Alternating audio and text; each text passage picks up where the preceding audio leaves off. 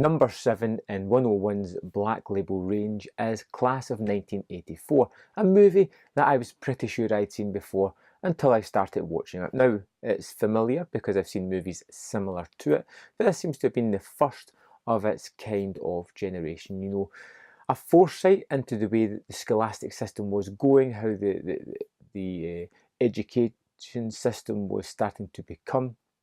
And some of the things in this movie have came true, not to the extent of the movie, but in certain ways, shapes and forms. It's all about the teacher of Andrew Norris, who is an eager new teacher at this school that just happens to be one of the worst schools, well, ever by sense of it. They have metal detectors, there is gang culture, there is drugs, there is people just being delinquents in their own nature and mannerisms.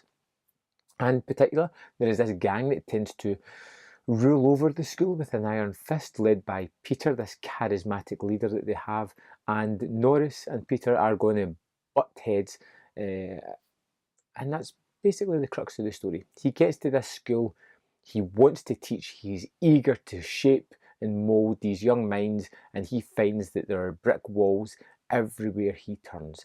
Peter and his gang are just constantly just getting in the way, disrupting school, just being nuisances in general, causing havoc, starting drug addictions on people, and just fights, and just, you know, real nasty kind of people.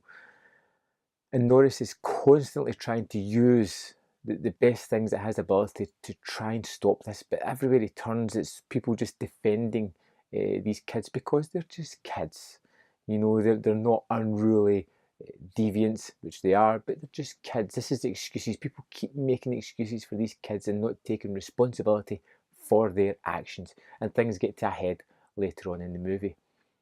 Some of the things about Class 1984 haven't dated too well, but it's a product of its time. But a lot of its thematics and what it's trying to say does transport itself into current day generation. The way it looks at the schools and the way it looks at the excuses that adults are willing to make for kids, and the way we're willing to excuse bad behaviour is there in this movie. This is something that's become more prominent, you know, the way we will excuse people rather than reprimand this kind of behaviour.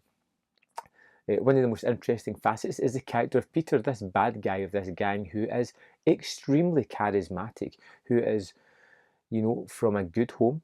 He isn't poor or underprivileged or put upon or comes from a troubled household. His household seems fine.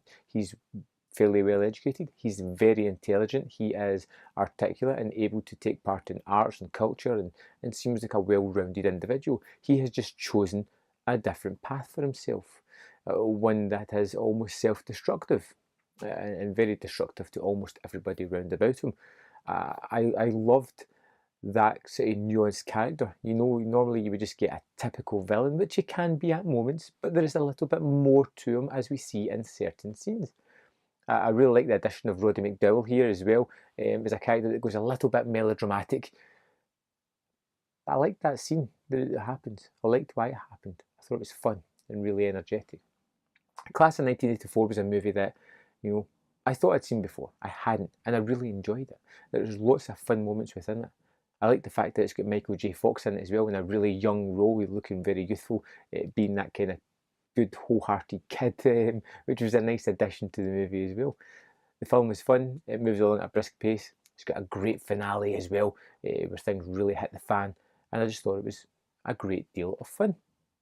As you would expect, this is a disc that is full of extra material, a lot of which I have checked out and just really enjoyed. So the first one I want to talk about is Life is Pain, which is a 35-minute interview with Tom Holland. I am a huge fan of Tom Holland. I love Fright Night and Child's Play. You know, he wrote and directed Fright Night. Did a lot of things as well. It's been really good. And he was one of these people who just, you know, you sit up and pay attention when they start talking, when they're telling their tales of working through the business, trying to get the jobs that he wanted, trying to get a foothold. It's fascinating stuff. I could have listened to this guy for hours. I thought it was immensely watchable. You get a commentary by Mark L. Lester, which I've not listened to as yet, and you know, this is just a strange little tidbit for this guy. He also did a kind of remake of sorts of this own movie in Class of 1999, which was a kind of genre science fiction horror type thing, which was kind of weird but fitting at the same time. Do What You Love, a career retrospective with Perry King, which is about 47 minutes in length, and it's just the actor talking about his first role right the way through, things that moulded him, how he dealt with old hand actors, how he dealt with young actors as he started to progress through his career. And it's one of these really informative pieces of a guy that I didn't really know. I'd seen in many things, but I didn't realise it was that kind of actor that I'd seen all the times. You know, it's one of those chameleon-like people. There is a 21-minute featurette, History Repeats Itself, with Lalo Schifrin and Markel Lester just talking about the movie. There's some great information here. There is one specific piece of information that I just thought was captivating, and it was all about self-distributing this movie, which is a great little anecdote, a great little story that was just thrown in there. And it's just one of those things that enriches the movie and disc because it's got that in there. Great conversations in this one. And finally, you get a 35-minute Blood and Blackboards, which is basically just a retrospective interview with the cast and crew, talking about their experiences while making the movie, how they got it financed, the roles that they had, and the kind of legacy that the movie has had. Another outstanding package, another great disc, jam-packed. That Tom Holland one is really, really good as well. Worth the price of buying this alone. And I thought it was a pretty good movie. So I'd love to know your thoughts on Class of 1984. Let me know in the comment box below whether you're going to pick this thing up or not. And I'll see you next time on Man vs. Film.